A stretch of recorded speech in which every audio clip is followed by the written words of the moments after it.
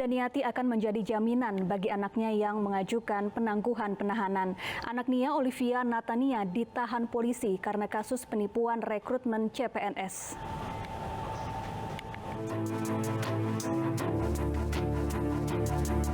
Kuasa hukum mengajukan penangguhan penahanan bagi anak Nia dan Niati, Olivia Natania, yang ditahan selama 20 hari setelah menjadi tersangka dalam kasus rekrutmen CPNS fiktif. Nia dan Niati sendiri yang akan menjadi jaminan anaknya tidak akan melarikan diri. Menurut kuasa hukum, Olivia sedang sakit dan membutuhkan perawatan. Poin-poinnya bahwa Olivia ini dia sedang sakit, ya. Kedua, masih perawatan dokter di rumah sakit. Terus ketiga, dia punya anak masih balita. Jadi hanya itulah yang kita ajukan. Mudah-mudahan pihak yang berwajib ini mengabulkan. Selain Olivia, polisi juga telah menetapkan 4 tersangka lain dalam kasus penipuan bermodus rekrutmen CPNS ini. Ikut serta membantu, ya, ada 4 orang lagi yang nantinya akan kita panggil. Kita sedang menjadwalkan memanggil 4 orang tersebut untuk kita periksa sebagai tersangka. Pasal persangkaannya yang paling utama di pasal 372, 378 dan 263. Penipuan, penggelapan, dan juga pemalsuan dokumen di sini.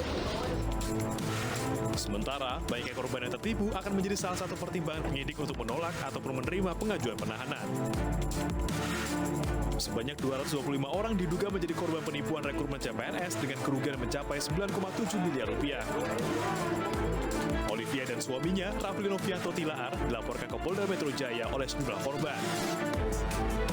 Olivia menawarkan rekrutmen PNS melalui jalur prestasi untuk mengisi kekosongan jabatan dengan memungut biaya sebesar 25 juta hingga 156 juta rupiah. Sementara Olivia membantah menggelar seleksi CPNS fiktif. Ia mengaku hanya menyediakan jasa bimbingan untuk persiapan seleksi. Dari Jakarta, tim liputan iNews melaporkan. Dan pemirsa, untuk membahas penipuan CPNS yang melibatkan anak Nia dan Niati, sudah bergabung bersama kami kuasa hukum korban penipuan Odi Hodianto. Selamat sore Pak Odi. Ya, sore Mbak. Ya Pak Odi, bagaimana awal mula korban mengenal dan kemudian berurusan dengan anak Nia dan Niati hingga akhirnya menjadi korban penipuan rekrutmen CPNS? Ya, jadi para korban ini diberikan iming-iming bisa menjadi CPNS melalui jalur prestasi, artinya bukan melalui jalur seleksi biasa, di mana korban ini diminta untuk uji kemampuan, sehingga waktu itu Oli itu mengadakan lah ya, dia bilang seleksi di Bidakara, dan para korban diminta untuk menunjukkan kemampuan yang lebih. Contohnya misalnya kalau dia jago nari, suruh nari. Kalau dia jago bahasa Inggris, pidato dalam bahasa Inggris gitu, Mbak. Jadi sebenarnya itu hanya alasan aja sebagai sebuah syarat untuk diterima sebagai CPNS. Dan faktanya memang tidak ada yang namanya jalur prestasi. Nah, kemudian setelah di Bidakara dites untuk jadi CPNS lewat jalur prestasi, diberikanlah mereka itu SK BKN bodong, Mbak, begitu, dengan tantangan oleh kepala BKN. Demikian, Mbak. Ya, lalu apa sebetulnya peran dari Olivia Natania sehingga ia mengaku mampu memuluskan rekrutmen CPNS ini? Ya, jadi memang Olivia ini sangat pintar ya. Dia bisa bikin sebuah drama gitu, di mana seolah-olah itu dia punya link di BKN, di mana dia sebutkan bahwa ada petinggi BKN yang namanya Ari. Nah, sehingga Olivia membuat chat dengan Pak Ari itu yang kata pimpinan di BKN, dan ditunjukkan pada para korban. Nih, kamu sudah terima ya di BKN ya, nanti kamu tinggal pelantikan melalui Zoom meeting. Nah, di Zoom meeting itu pun Olivia itu mengundang hanya kurang lebih 100 orang ya, dari 25 orang. Dan di Zoom meeting itu ditampilkan adanya gambar atau video Anies Baswedan memberikan sambutan walaupun tidak ada suaranya, Mbak, begitu. Tapi Olivia Natania ini membantah telah melakukan penipuan, bahwa pihaknya hanya memberikan bimbingan dalam mempersiapkan untuk mengikuti tes CPNS, Pak. Nah, Benarkah, begini, Pak? Mbak, begini ya, dalam pemeriksaan di kepolisian memang Olivia menyebutkan bahwa dia mempunyai lembaga pelatihan bimbel CPNS begitu, dan kemudian dia menyebut nama si A, si B, si C ya sebagai orang yang terlibat dalam bimbel itu. Namun kemudian ketika didalami oleh kepolisian, ternyata memang tidak ada yang namanya bimbel itu, begitu, Mbak. Jadi tidak pernah ada bimbingan itu ya? Tidak ada. Bagaimana mungkin ada satu bimbel, cuma satu kali pertemuan di Bidakara, harganya itu sebesar 25 juta sampai 156 juta, Mbak. Bimbel apa semahal itu di Indonesia? 156 juta itu per orang, Pak? Satu orang, Mbak. Baik, para korban sudah menyetorkan? Mana ada Mbak bimbel di Indonesia itu harganya itu sampai 25 juta hingga 156 juta. Itu yang membuat dongeng yang dibuat itu kelihatan bohong banget gitu. Kemudian bagaimana ceritanya awal mula para korban ini akhirnya merasa tertipu, dan apa tanggapan dari Olivia saat para korban menyampaikan keluhannya atau hal-hal yang dirasakan janggal kepada Olivia? Baik, Mbak ya.